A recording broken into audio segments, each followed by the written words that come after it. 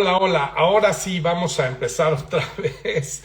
Eh, bueno, tuvimos que pausar la transmisión porque tuvimos un problema técnico. Ya te vi que ya te... Aquí estás. Ahora sí. Que este es un live que hacemos una vez al mes con la nutrióloga de MBC, que es Anaís Rojí, y hablamos de cosas bien interesantes. Hola, Anaís, ¿cómo Oh, estás? hola, Castorena, muy bien, muy bien. Ahí un poco de falla técnica, pero no me dejaba volver a enviar solicitud, pero ya estamos aquí.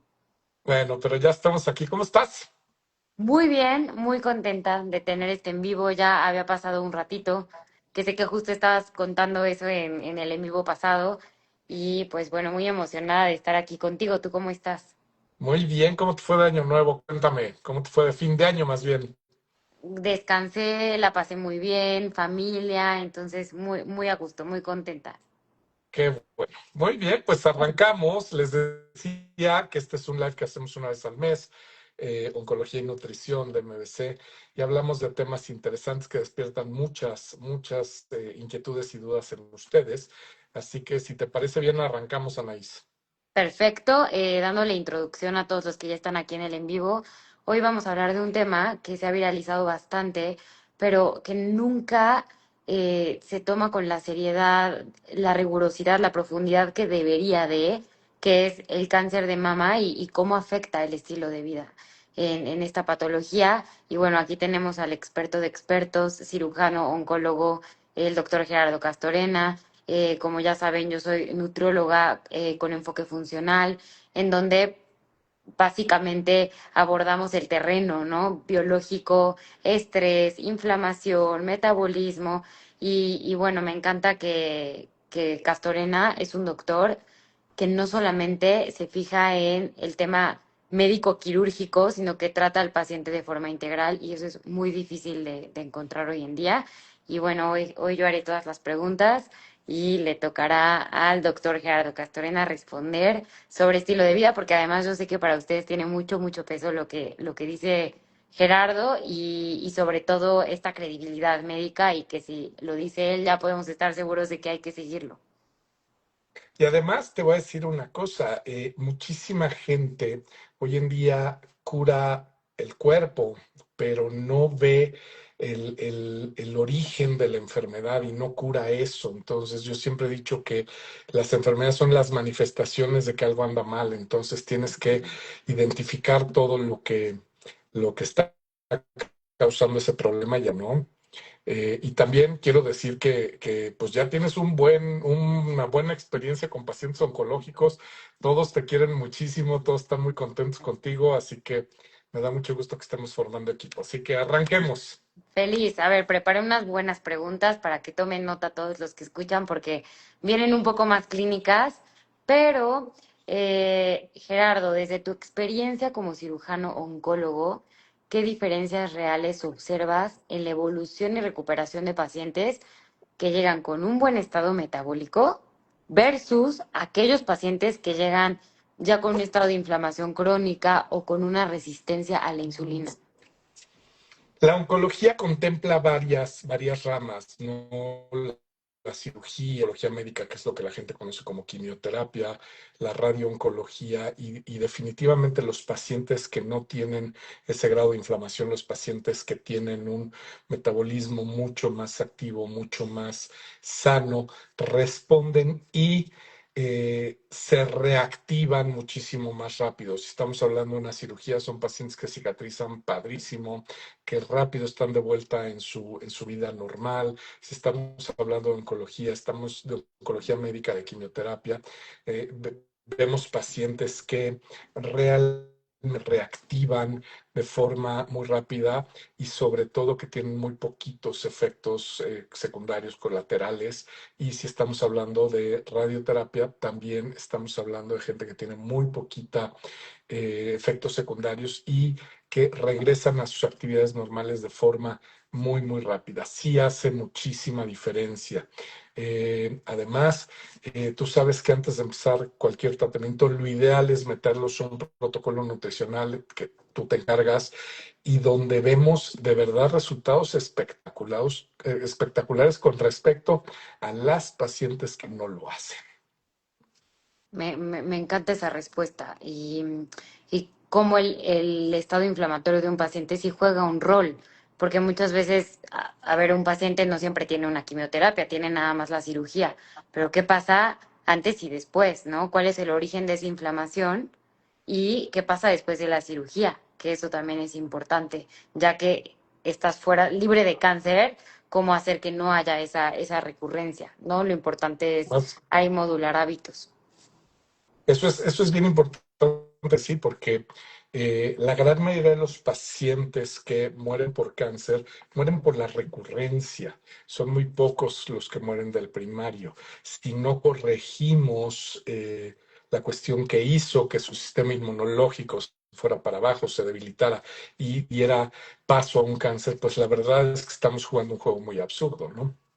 Y justo en esa recurrencia, ¿cómo jugaría el microambiente?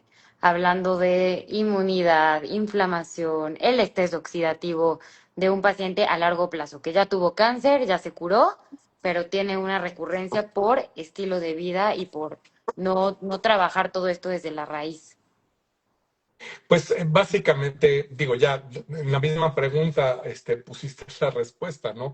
Los pacientes que no hacen lo necesario para corregir todo lo que ocasionó esa enfermedad crónico-degenerativa, llámale cáncer, llámale diabetes, llámale hipertensión, llámale infarto, llámale lo que quieras, pues la verdad es que estamos jugando un juego en el que la pregunta es quién se cansa primero, ¿no? Si las enfermedades de atacar a ese paciente o ese paciente defendiéndose con los pocos recursos que tiene ante esas enfermedades. Definitivamente, cada vez más creo que somos lo que comemos, somos lo que pensamos, somos lo que vivimos y eso Ujú. pues realmente repercute en nuestro estado de salud, en nuestro estado de ánimo, en cómo enfrentamos el día a día, en cómo enfrentamos las enfermedades. Así que debemos de fijarnos en lo grande y empecemos a fijarnos en lo pequeño porque ahí es donde podemos hacer una gran diferencia. Claro, claro. Y por ejemplo, en pacientes con cáncer de mama hormonodependiente, que la mayor parte hoy sabemos de las pacientes que tienen un cáncer ocasionado por un desorden hormonal, ¿qué peso clínico tiene hoy ese tejido adiposo, esa resistencia a la insulina, que obviamente se pasa a traer todo el tema hormonal tanto en la recurrencia como en el diagnóstico? Pues mira, sabemos que 2/3 de las pacientes que van a ser diagnosticadas con cáncer de mama son dependientes de hormonas, es decir, esto significa que su tumor se alimenta de hormonas. No son las hormonas que produce la paciente, no son las hormonas externas, son las hormonas naturales que tiene esa paciente. En algunos casos, en las pacientes postmenopáusicas, la terapia de reemplazo hormonal, pues sí tiene mucho que ver, ¿no? Estas pacientes, la verdad es que requieren de un manejo muy diferente que los tumores que no dependen de hormonas. Todas las cuestiones que van a afectar la producción y el metabolismo hormonal, pues tienen mucho que ver tanto en la producción de la enfermedad como en el restablecimiento de la misma, ¿no? Entonces, todo lo que son hormonas, todo lo que son todos los cambios que vienen implícitos con esta cuestión, sí tienen que ver mucho con cómo va a responder a la paciente. Entre ellos, la resistencia a la insulina, las hormonas, todo lo que es metabolismo aerobio, anaerobio, todo eso, que vamos a regular con cosas muy sencillas como lo es el estilo de vida. Cuando yo hablo de estilo de vida, la gente inmediatamente piensa en alimentación. Y sí es una parte muy importante, pero hay muchas otras Ah, cosas que tienen que ver, como lo es el sueño, la calidad del sueño, la cantidad de sueño, el manejo de estrés, el manejo de cortisol, el manejo de las relaciones, cómo se mueve el día a día de ese paciente, qué cantidad de ejercicio y qué tipo de ejercicio hace. Ya estamos viendo en redes sociales una serie de consejos que parecieran recetas de cocina que le funcionan a todo mundo. Y la verdad es que somos entes independientes, separados, que cada quien necesita un, un, un enfoque personalizado para saber qué es lo que vamos a hacer. Y eso es lo que hacemos en conjunto, lo que hacemos en el equipo de MDC, que tú formas una parte bien, bien importante de eso, ¿no? Cuando diagnosticamos a las pacientes y las mandamos contigo, yo tengo una pregunta para ti. ¿Cuánto tiempo te toma en un paciente en promedio regularizar todas estas cosas para que su organismo esté fuerte para responder a los tratamientos que va a enfrentar esa paciente? Depende de todo el contexto del paciente y de qué tanto apego tenga. La verdad es que estoy muy agradecida con las pacientes porque se aplican muchísimo, siguen todo al pie de la letra, pero no desde una obligación, más bien desde esta perspectiva mucho más consciente de entiendo que tengo esto, pero que esto no se cosechó en un día, que al final traigo hábitos de muchos años atrás que dieron como resultado, no únicamente por alimentación específicamente, sino por estilo de vida, el cáncer u otras enfermedades, pero en este caso aplicado a cáncer, depende mucho de si vienen con un estado de resistencia a la insulina, que hoy por hoy yo diría el 90%, 85% de mis pacientes tienen resistencia a la insulina, quizá no diagnosticada, pero no vienen con buena sensibilidad y eso ya sabemos que finalmente te hace estar en un estado de mucha inflamación, obviamente como cascada, ¿no? Como ciclo vicioso, no comes bien, entonces eso afecta también al tema inmune, hormonal y por ende también al cáncer. Y también depende mucho del apoyo, de la red de apoyo que tienen familiar. O sea, no es lo mismo cuando toda la familia se aplica y aunque no necesariamente tengan cáncer o algún padecimiento, se meten a la, al mismo barco y hacen todo porque el paciente se siente acompañado y no se siente como el extraño de la familia haciendo eso, sino que todos toman conciencia de lo que implica, de lo que implican estos protocolos. Y la verdad es que en 3 meses veo muchísima diferencia en estas pacientes, pero muchísima. Son pacientes que Más ya o no se sienten menos, cansadas.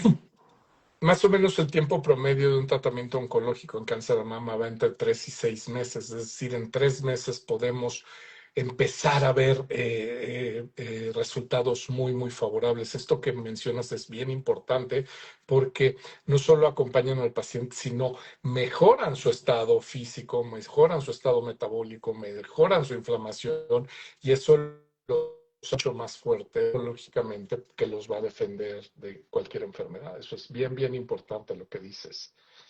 Totalmente, y es muy bonito ver a pacientes que ya no se sienten cansadas, que cada vez más, que yo sé que obviamente las quimioterapias tienen sus efectos y a cada quien le va a ir distinto, porque todos somos personas diferentes, pero hoy cada vez, de verdad, las pacientes me dicen, Anaís, es que se supone que me debería de sentir así, se supone que no debería de tener hambre, se supone que debería de perder músculo, ¿no? Que me tengo que sentir cansada.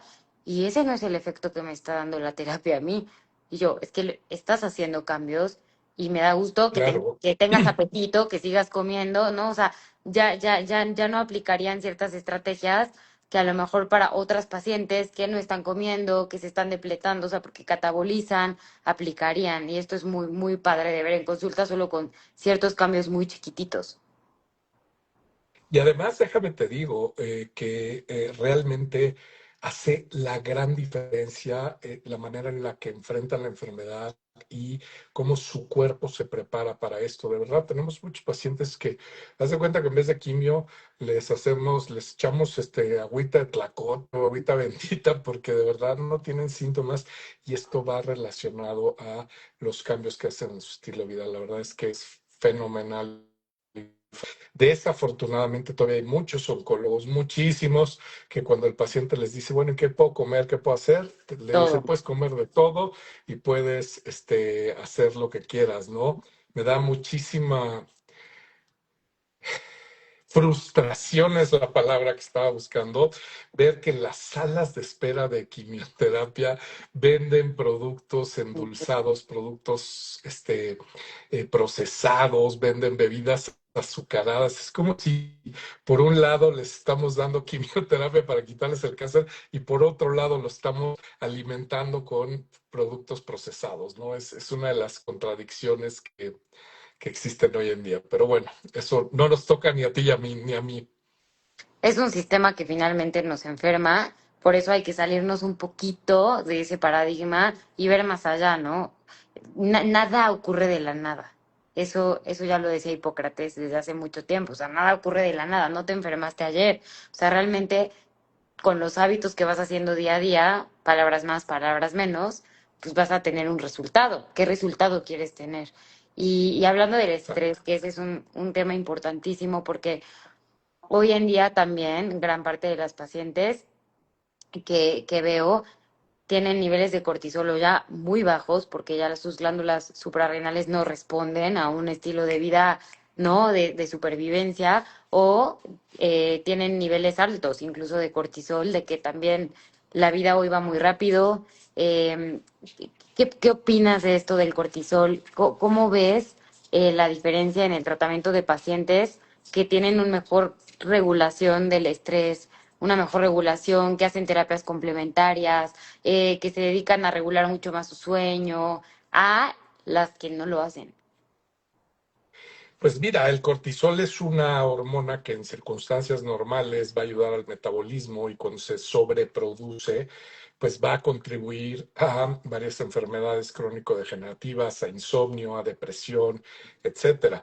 Un dato interesante, hace como un par de meses leí un artículo de psicología que dice que el 85% del estrés que vivimos es contagiado.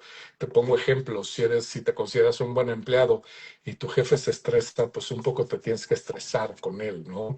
Si el automovilista de enfrente está desesperado y toca la bocina de su coche, pues tú vas a hacer lo mismo, ¿no? Entonces, 85% del estrés no es nuestro, es contagiado, ¿no?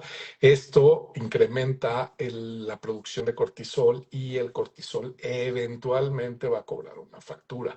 Cuando tenemos pacientes que entienden esto y que empiezan, como dices tú, a dejar de sobrevivir y empiezan a vivir y empiezan a tomar las pausas y las medidas necesarias para vivir mejor, pues la verdad es que tienen un mejor funcionamiento.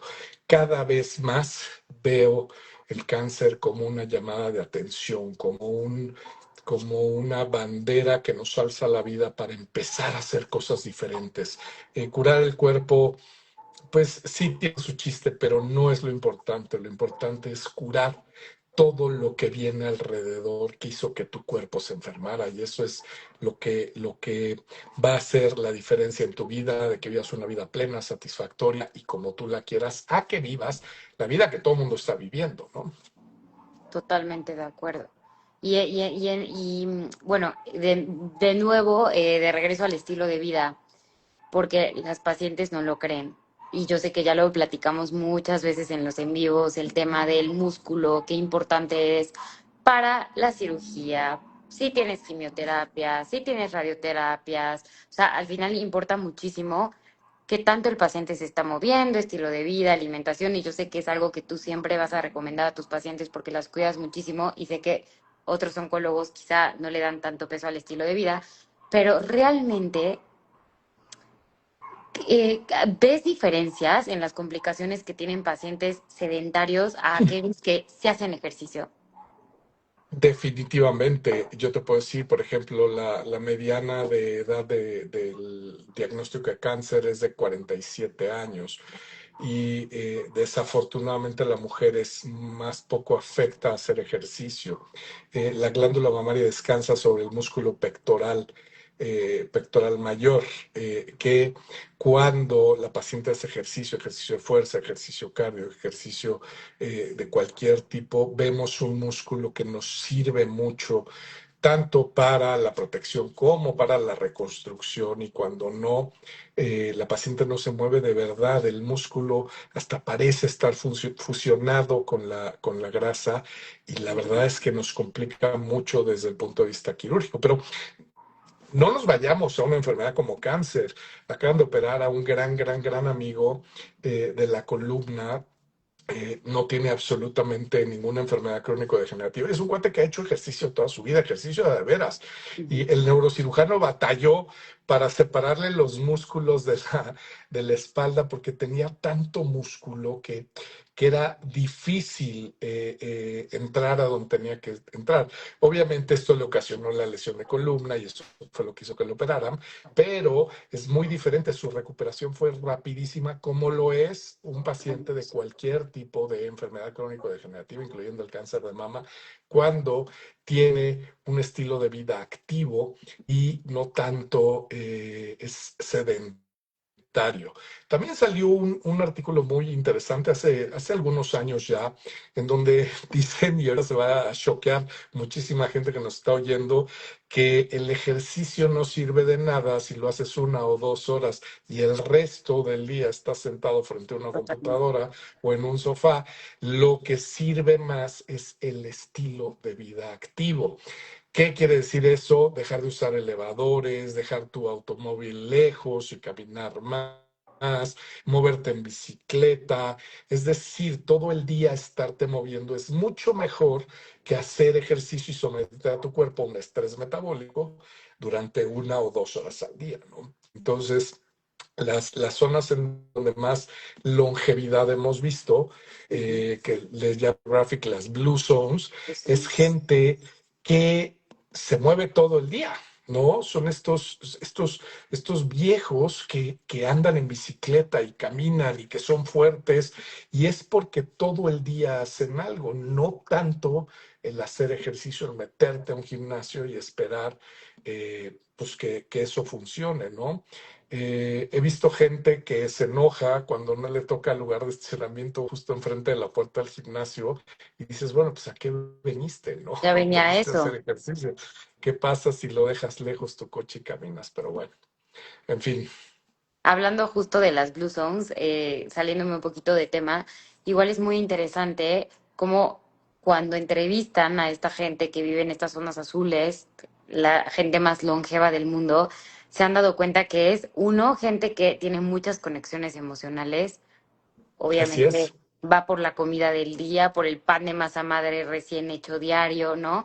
Y son personas que tienen muchos rituales y también es gente que se percibe a sí misma mucho más joven de lo que en realidad son. O sea, ellos, o sea, no se perciben de su edad con todo esto sociocultural que trae consigo, ¿no? La definición de la edad. Entonces, hay un libro muy interesante del doctor Mario Martínez que se llama El Código Mente-Cuerpo, Body Mind Code. Y él entrevista a esta gente de las zonas azules, a estas personas mayores, y te pone ahí las entrevistas y te mueres de la risa porque les pregunta justo, bueno, y en 2, 3 años, ¿qué planes tienes? ¿No? Y te pone Pedrito, 105 años, ¿no? Oye, en 2, 3 años, ¿qué quieres hacer? Ah, bueno, yo en 5 años quiero hacer un triatlón y en 10 años quiero entrar a esta competencia. O sea, ven más allá, no como si ya se fueran a morir y había un ejemplo que decía justo, sí, porque voy a meterme a este triatlón y voy a competir con esos viejitos que se creen muy buenos. Y dice, después les pregunté de cuántos años tenían los viejitos que se creen muy buenos, 89 años versus él que tenía 105. Entonces es muy Sí, interesante cómo el estilo de vida sí nos impacta. para la gente que nos esté viendo y que no esté familiarizado con eso, se descubrieron 5 zonas, 5 blue zones, en donde la gente es más longeva. Curiosamente, una de ellas está en Estados Unidos. Es choqueante, ¿no? Sí, sí. Pero depende mucho de su estilo de vida y depende mucho de lo que mencionaste tú, de sus relaciones interpersonales. Todos tienen en común un estilo de vida activo, una dieta bastante sana, pero sobre todo relaciones interpersonales bien importantes y significativas. Así que ya saben que si quieren vivir 100 años, obviamente una parte es el estilo de vida y cómo enfrentas el día a día. Me encanta, me encanta. Y regresándonos al tema oncológico, eh, si pudieras decir 5 errores que ves en pacientes que yo sé que haces los chequeos ya después de que están libres de cáncer, ¿no? y vas monitoreando cada cierto tiempo, depende de la paciente. ¿Qué errores ves en estas pacientes o que sean más frecuentes, que se repitan constantemente, de evidentemente aquellas que no llevan un buen estilo de vida después de haber tenido cáncer? Número uno, el sueño. Creo que es algo fundamental. Hay gente que además presume que, eh, que solo duerme 3 horas o 4 horas al día, y eso es un error gravísimo. El sueño es el momento en el que tu cuerpo se repara y tiene que Ujú. ser verdaderamente un descanso para tu cuerpo, para tu mente y para que tu DNA se recupere. Entonces, lo primero que tienes que hacer es dormir bien. Aquí me quiero detener un poquito, aunque ya vamos un poquito sobre el tiempo, pero cuando dormimos a los bebés, les hacemos una rutina. Baja la luz del sol y esa es la primera señal para el bebé para decir que ya les damos de cenar, nos metemos a bañar en agua calientita, les damos un masajito con crema, les ponemos su pañalito, les ponemos la pijama, bajamos un poquito la luz, lo llevamos al cuarto, lo arrullamos, le contamos un cuento o le cantamos una canción, y todas estas son señales que el cuerpo inconscientemente contempla como señales de que ya se tiene que dormir. Como adultos, ¿qué hacemos? Estamos con el celular, con la pantalla, con el Netflix, con lo que sea, y de repente apagamos y decimos, ya nos vamos a dormir. No, espérate, tienes que hacer una rutina también. Sí, Y una de las cosas que quiero dejar muy clara es que la luz azul que emiten todos los aparatos electrónicos impide que se libere melatonina, y la melatonina es la hormona del sueño, y eso va a hacer que nos cueste mucho trabajo dormir. Entonces, el primer error es sueño. El segundo error es el manejo de sus relaciones. Tienen relaciones toxiquísimas y manejos bien difíciles de las relaciones interpersonales. El tercero es la alimentación. Definitivamente, mientras sigamos comiendo esa cantidad de azúcar, esa cantidad de alimentos procesados, pues nuestro cuerpo no tiene cómo responderse, cómo defenderse. La cuarta es definitivamente, no es el ejercicio, es el estilo de vida activo. Necesitamos movernos, subir, bajar, ir, hacer, correr, ¿no? Y el quinto, definitivamente y sin lugar a equivocarme, es empezar a jerarquizar diferente. Las cosas que estábamos haciendo definitivamente nos llevaron a la enfermedad. Entonces, replantearnos la estructura de nuestras vidas y qué es lo que vamos a jerarquizar. Si tú dominas esas cinco, y como dijiste tú hace rato, con pasitos chiquitos, no necesitan ser pasos grandes, la verdad es que te va a ir muy bien. Si sigues haciendo más de lo mismo, pues es diferente el manejo que vas a tener. Decía Albert Einstein que la verdadera locura consiste en esperar resultados diferentes haciendo más de lo mismo, ¿no? Tenemos que empezar a hacer algo diferente. Entonces, como resumen, para las que nos están escuchando, lo más importante, dormir bien. Cuando tenemos la exposición a luz azul, inhibimos la glándula pineal, no produce la melatonina que tiene que producir y obviamente nos va a costar muchísimo más conciliar el sueño, y además, pues en la noche ya no hay luz, entonces el sistema se confunde, dice, porque hay luz y ya es hora de dormir, ¿no? Así es. La segunda sería actividad física, No, la no segunda es solamente relaciones, manejo de estrés. relaciones, manejo del estrés, buenas relaciones, que esto igual lo hacemos en consulta. Yo obviamente derivo a terapia, pero al final cuando haces una limpieza hasta del intestino y entras en una etapa de limpieza, hay que limpiar todo, relaciones tóxicas, hábitos que ya no te funcionan, o sea, no solamente dejar de comer ciertas cosas y ya. Entonces esto se me hace muy, muy interesante y necesario. Y la cuarta La era, tercera es alimentación. tercera es alimentación, La cuarta, llevar un buen ejercicio o manejo. estilo de vida activo. Y la La quinta, rejerarquización de las cosas que rigen nuestra vida. prioridades, ver y conciliar, ¿no? También, Así es. súper. Pues muchas, muchas gracias por tu tiempo. Sé que estás muy Gracias por el ocupado tuyo. y que tienes mucho que hacer hoy, pero te agradezco muchísimo este espacio. Gracias por la claridad, por resolver todas las dudas y espero con ansias ya el siguiente en vivo.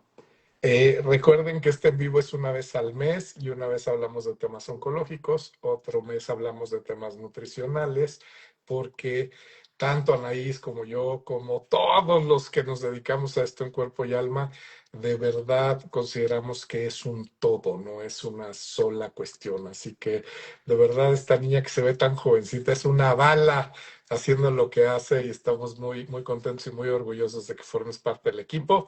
Yo también estoy esperando y aquí al aire y en vivo me comprometo a que cada mes tengamos uno, te lo prometo. Me encanta, no, hay que hacerlo. Es que es un doctor muy ocupado, como ya lo saben, pero ya vamos a hacerlo porque son espacios que no tienen precio y gracias por compartirlos con todos y me echas muchas flores, pero mira quién lo dice, justamente. Yo soy la afortunada de poder trabajar con ustedes. Pues muchas gracias, de verdad. Gracias a ti por tu tiempo, porque tú también eres una persona muy ocupada. Y pues si no hay nada más, nos vemos el mes que entra, ¿te parece? Nos vemos el mes que entra. Muy bien. Muchas gracias. Que les vaya bonito. Adiós a todos. Bye bye.